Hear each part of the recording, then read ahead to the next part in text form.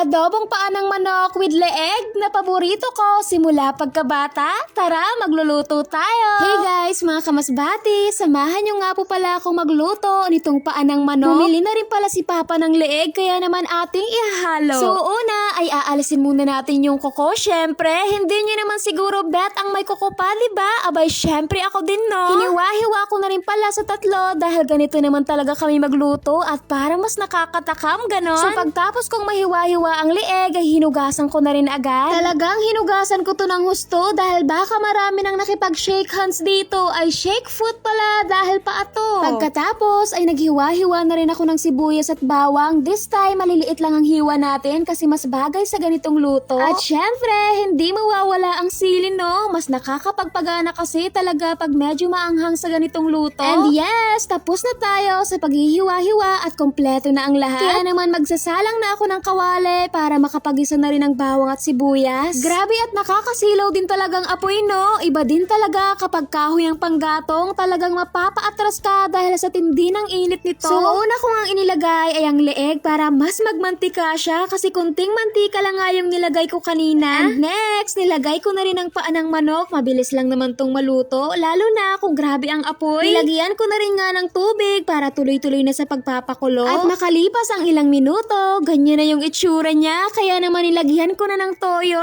chicken cubes at hinintay ko lang na matunaw. At nilagyan ko na rin ng paminta at laurel para mas lumabas ang aroma. Ay, naks naman! At para balance ang lasa ay maglalagay tayo ng asukal. Mas gusto ko kasi yung medyo sweet. Ay, sana all! At naglagay na rin pala ako ng magic sarap at ang hindi mawawala sa adobo ay ang suka, syempre naman. At habang hinihintay ko nga kumulo, uminom na muna ako dyan. Nakakauhaw din kaya yung pagluluto, no? At pagbalik ko nga, ganito na yung itsura niya, kaya nilagay ko na yung oyster sauce na bagay sa ganitong luto. At last but not least ay ang sili.